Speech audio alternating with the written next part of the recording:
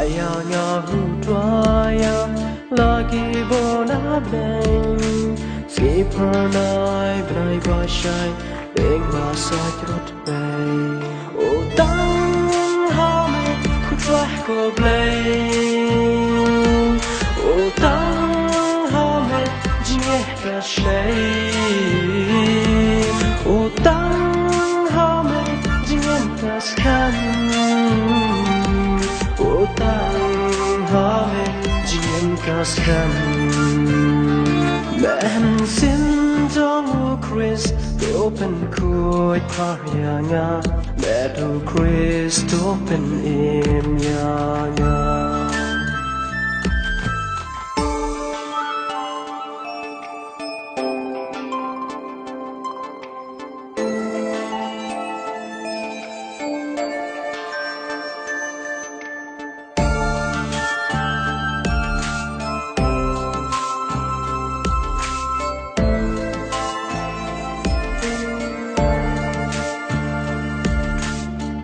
bayai api rashentur bayai pasiau uju kuen uju sleng uju snap yanga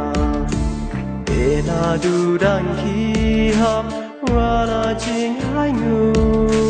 chau lok chau sing gado no chonga utang hame kutwah ko blame utang hame jingeh kashlei utang hame jingem kaskan utang hame jingem kaskan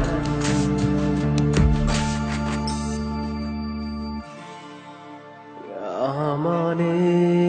ame tuah Yesus Gahamane amin Gahamane amin Tuhan Yesus